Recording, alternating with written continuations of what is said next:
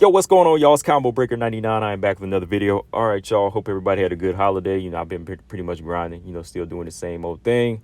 No rest for me until I really need it, but, that's how I go. But, yeah, man, I just want to come back through and do this real quick discussion video of the top 10, the UFC's top 10 2021 prospects. And I want to do this video here because I talked about it in my podcast, a few days ago, but I think some people missed it. But in case y'all didn't go back and listen to the show, I'm going to just do this video here, kind of discuss it here. You got 5 men and 5 women on this list. And, yeah, I want to talk about it because I had posted up a couple of the names that are on there in my community tab. Some people didn't know where I got the info from. So I said, all right, I'm going to go ahead and post it. Because some people thought I did the rating as well. But, hey, that ain't me. That definitely ain't me, because we'll talk about the position that I'm talking about here. But, yeah, I just want to go through the names and just talk about what they're, what it's looking like, what their futures are really looking like, in my opinion, as well. And as far as their position in this list, I'll just kind of go through the men's names as well. But like I said, I'm going to stop and talk about the WMMA fighters, because that's what we do over here, right? But, yeah, man, let me pull this list up here real quick. And like I said, I'm going to give you my thoughts, but, you can leave yours in the comment section like always. So, yeah, let's see. Number 10, we got Patsabatini. And number 9, we got Patty Pimblett. Of course, I want to stop there because everybody's talking about Patty, man. I mean, it's like Patty, I'm not really sold on him yet. I think it's just the hair and the excitement that he brings, but there's still some technical holes in his game that I need to see improved. And I just need to see more from him. It's just like, shout out to him because he's bringing that element that a lot of these other fighters can't bring. You know what I mean? He has some type of it factor that a lot of people want to see, so he's carrying that. I just need to see more in the technical department as far as his skill set. I need to see some growth there before I really call him like a superstar. Well, before I call him like a pound for pound best, because he could be a superstar. He could be, if he could hold his own ground in enough fights. And superstar, that means, hey, if everybody just comes to see, because you could be the most one-dimensional fighter. But, if you're putting butts in seats, then you're a superstar, right? So I think he's off to a good start there. I just kind of got to get used to that hair, man. But anyways, number 8, we got Bruno Silva. Number 7, shout out to Terrence McKinney, former LFA fighter. He's making a big statement. Number 6, we want to stop there. That's Lupe Benitez. She's a natural strawweight. She's the former LFA strawweight champion. And, when I seen her fighting in LFA, I always said, okay, this girl, she has something. Then when she took that belt from Vanessa Demopoulos, I was like, okay, yeah, we're on to something here. She's had a pretty good start in the UFC. Well, I'll say a decent start in the UFC. She was able to come in there, show that, look, she's an active fighter. She wants to learn and she wants to bang. She don't mind who it is. She's 2-2 this year. She went all the way up to 125 as well, which I don't think is a good weight for her, but that just shows you the heart that she has, right? But, yeah, 2-2, her debut. I think a lot of people like myself feel like she won that fight against Jessica Penne. She's also fought that Silvana Juarez, experienced fighter, first round stoppage. She fought Luana Carolina, and that was the fight that she lost, which I pretty much felt she was going to lose that because that was a naturally bigger woman that she was fighting in there.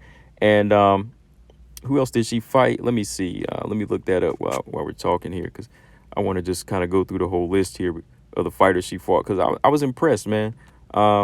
I was impressed that, she was one of those fighters that wanted to come in here and, just make a big statement. I know some of y'all on my channel, y'all are big fans of her, which I understand why. She definitely brings it. I personally would have gave her fight of the night in 2020, if it wasn't for Zhang Weili and Joanna on my channel, because her and Vanessa Demopoulos, they put it down. They put on a good performance.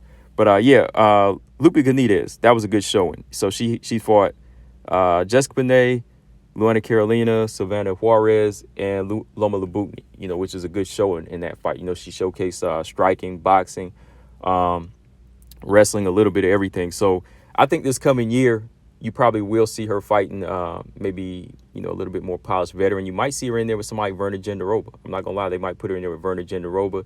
They're going to push her harder, since this year she came in here with a solid start of wanting to fight, 4 fights this year. So you could probably see her in there with like a top 15, maybe like 13, 14, 15. So she'll definitely be fighting for a top 15 spot sometime this year coming now, 2022. Like I could see her in there with somebody like Luana Pinheiro, Cheyenne Velismus, like the two of them fighting for like the number 15 spot, the knockout Brianna Van Buren at the moment, or like Felice Herrig or somebody like that, just to get in there. Who else? I can see her in those fights. I definitely favor in a fight like with Luana Pinheiro, unless it got into close. It would be a little bit, more 50-50. But I think she has better striking than Luana Pinheiro. So yeah, Lupe Benitez, I think she has some good attributes about her. She definitely has good striking. She's very, very strong. She's kind of like a early version of like Tisha Torres, where Tisha was very fast. She just didn't have that power, and sometimes she just didn't have that type of go get 'em. You know what I mean? That type of kill switch. She definitely had a strong wrestling base, Tisha Torres, that is, and she had the speed and she had the IQ. But I think somebody Lupe Benitez just seems to have a little bit more in the dominant factor there that might help her as she goes up the ladder. That's definitely going to make up for her height disadvantage against some of these other, taller strawweights. All right, so number 5, let's see, we got none other than Erin Blanchfield. Erin Blanchfield, y'all know I'm high on her. She's definitely in the quadruple threat now. Erin Blanchfield, she made a big statement a few weeks back, UFC 269 against Miranda Maverick. Dominant performance. She just showed her levels, as far as why she is a threat to the flyweights right now. She's a black belt in BJJ. Her kickboxing is looking good. Her pressure style, her wrestling, her physical strength.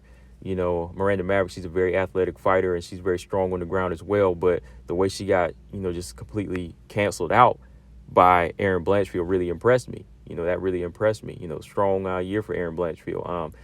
Fought 2 fights this year, but, they were both dominant performances. Sarah Alpar and Miranda Maverick. There was a point where they were trying to push her at 135, but in my mind, I was thinking, please don't do it. Please don't do it. Stay at 125 because that's the path for her. I think the more and more she puts it together, she will be in the top. I'll say she'll be in like the top 10 or maybe like top 7 this year coming. I keep saying that. This year coming. 2022. Let me just say that. 2022, Erin Blanchfield will probably be like number 7 or number 8 or number 10. I think she'll make it there. I know a lot of people are still getting bent up, which is another video coming. I'm going to still talk about this. Everybody gets bent up about her mentioning Valentina. Again, it wasn't her that mentioned Valentina. It was the reporters. And she just answered it like a G. She just said that, look, Valentina's not unbeatable, and I want to be champion one day. That's what you're supposed to say. It's not like she said, I'll fight Valentina tomorrow or I'm fighting Valentina now. She knows Valentina is the end game. So like I always say, you have to be prepared for the end game because Valentina's on another level. Like I said, you can prepare for these other fighters. Always do that. Never forget what's in front of you, but know that she's like next level. And you do have to kind of watch every move Valentina's making, even though you're on the come up, like fighters used to do back in the day in boxing.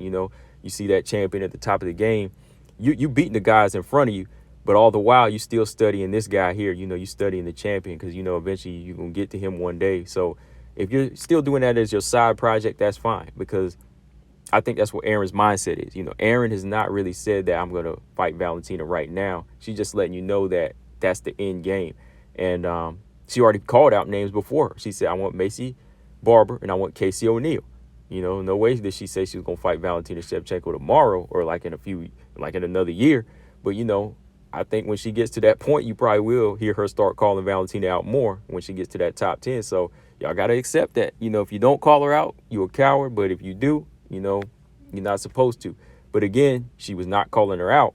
She just said, hey, I do want to fight her one day, and she's not invincible, right? So I respect that. So shout out to Erin Blanchfield. Keep that energy in every fight, though. Keep it going, and just show everybody why you're the cold-blooded flyweight out there. All right. So number 4, we got Chris Curtis. Number 3, Michael Chandler. Shout out to Michael Chandler.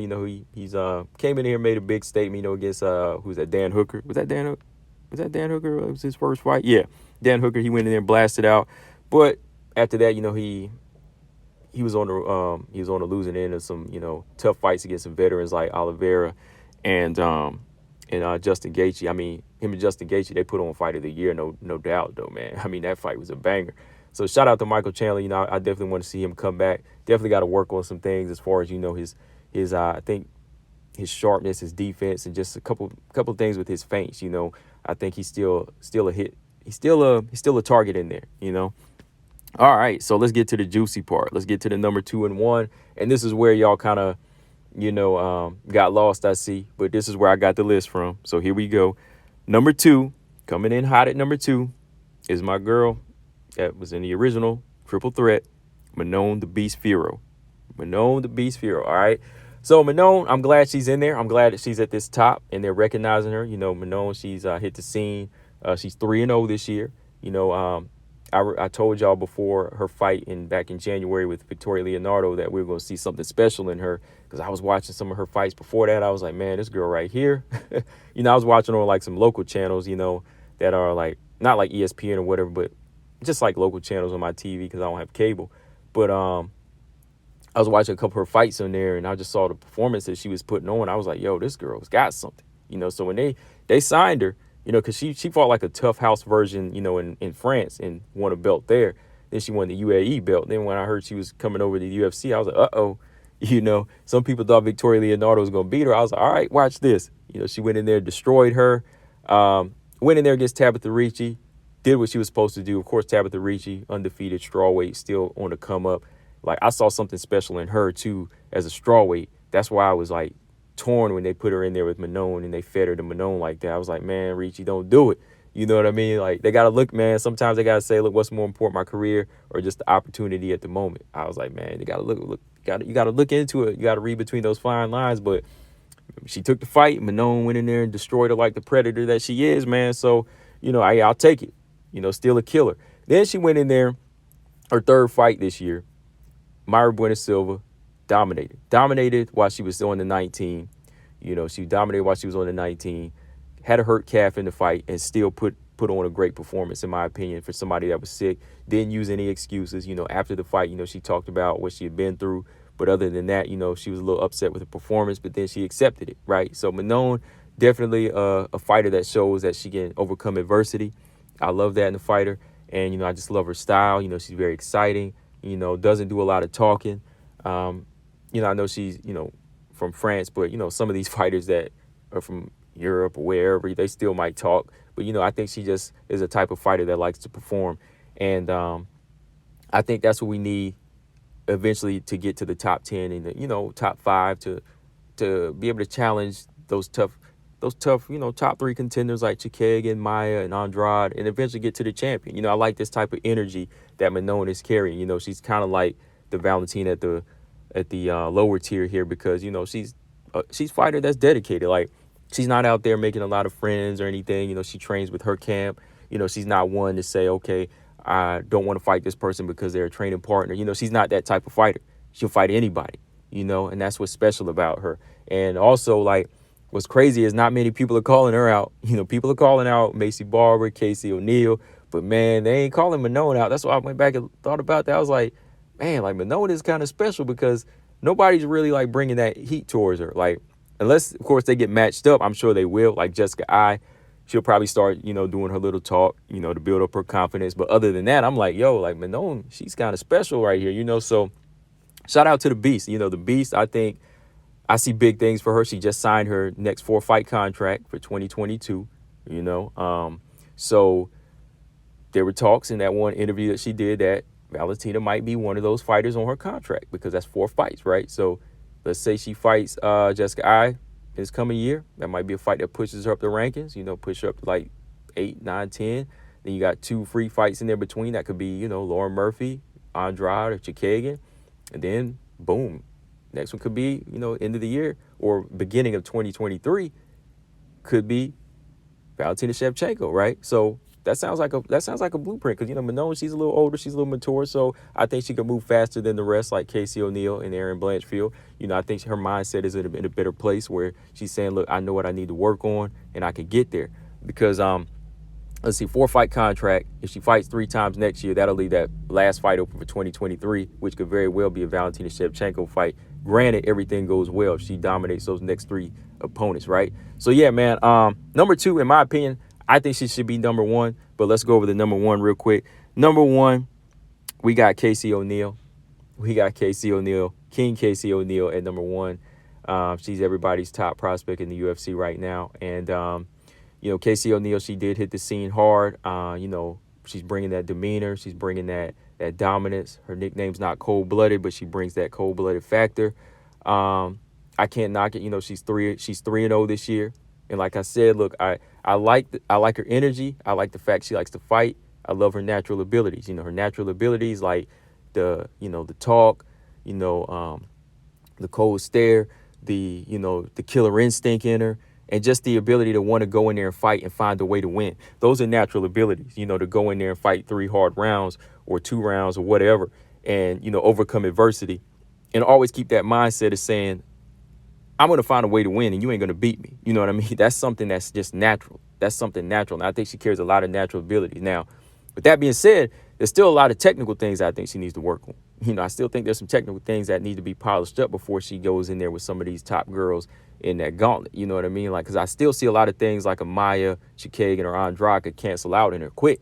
Even Chikagan, Maya, and Andrade. Yeah. I still see a lot of work in those fighters that could, cancel her out. And she's doing the right thing. She's trying to move right. That's why I'm just telling people right now, like, there's no need to push her because even she knows, like, she put off the Barber fight. Her team put off the Barber fight because they said, we're going to take a little break. We're going to work. We're going to give it a few more months. Now, we got Roxanne Modafferi coming up in, February, right? So that's the perfect test for her. Give a couple months off. Go in there against this little test in Roxanne Modafferi, who's coming up on her last fight, and we'll see where it goes, right? And that's what you got to do. That's why I'm just being honest with her. She's younger than Manon. That's why I want to see her pushed right a little bit because there's still some green things there that I see in her. There's a lot of good, but there's still some green. Like if I'm saying she's perfect, now I'm gonna say she's ready for Valentina, and I'm not the type to lie like that. I'm sure her team is telling her the same thing. You know what I mean? So it's nothing about bashing her or not liking Casey ONeil, but I think Casey ONeil, if moved the right way, even at this young age, she could be that one. Like she could be in a place like these other fighters with more tools like Aaron Blanchard, right? So Casey ONeil, they got her at number 1. She's riding high. She's also undefeated this year like Manon. She's 3-0, 3 finishes. Those names are Shannon Dobson, who she finished, Laura Procopio, who I thought was going to beat her, but she finished her, and I think that was probably the toughest test on her resume, and then Antonina Shevchenko. Now, everybody think Antonina was the toughest test, but Antonina at this point was just a name. I mean, I picked Casey ONeil to go in there and dominate, stop her in the second round. She did that, because I thought at this point, I said Casey ONeil, again, too many natural abilities, and whenever somebody, Antonina Shevchenko, ain't showing the heart or ain't going to really show the toughness to push back, then, of course, Casey ONeil is going to run her over, right? Because, again, Antonina a little too timid in there. What did Andrea Lee do? Tossed her around. Casey ONeil, what did she do? She said, Shevchenko, shoot, I don't care about the name. Boom, she ran through it, right? So she got a good solid 3-0 and 3 finishes. So in that factor, I could see why they wanted to put her over Manon. But again, to me, I just like Manon's style. And I think that she shows a little bit more as far as the polished skills. And, she's also 3-0. I think that a lot of people see more in Manon, as far as getting to that level. That's why people are matching her up more because they see a better technique and a better skill set in what Manon brings to the table than Casey. Like Casey is stopping people now, but does she have that level to stop people like a Jennifer Maia, right? But again, like I can see Manon beating somebody, Jennifer Maia, with her much more polished skill sets, even if it is just the striking, in your opinion, or just the boxing or the kickboxing, right? I still think it's enough, but in my opinion, I would put Manon number 1. It doesn't always have to be knockouts to get you to number 1. I think she faced a tougher test in Mayra Bueno Silva, and she overcame adversity, like I said, and she put on a good performance. She showed a little bit of everything in that fight, and it was enough to get her a new contract, right? So I think that even the UFC knows there's big things in Manon. So yeah, I would put her as number 1, regardless if it was a decision. Even regardless of what y'all could say about the mismatch between Ricci, I still think Manon shows. That's why I was going by this list. I think you also have to factor in not just stoppages in the resume, but also resume and the statements made in these wins, but also the skill set. Because when you put somebody at number 1, then you kind of telling us that person is pretty much very, very close to being your next champion or like next top 5 contender. You know what I mean? That's the kind of vibe I get from this list sometimes, But yeah, that's the list, y'all. Tell me what y'all think in the comment section. You got Manon, like I said, number 2, and Casey ONeil above her at number 1, which is crazy because when they were in the flyweight division in the UAE, Manon actually got the belt. You know, she was the one that was actually the champion. And, you know, Casey's kind of getting more praise over here, just a little bit, right? But we'll see where it goes from here. You know, Casey's got a test in Roxanne. We'll see. And if she can retire Roxanne, then, you know, I'm definitely going to be keeping more eyes on her. And, you know, if Manon goes here and dispatches with Jessica we'll see if any girls ever want to call out Manon or if it's going to stay the same way. So, yeah, guys, let me know in the comment section what y'all think of this list. Combo Breaker 99. I'm out. Subscribe. Peace.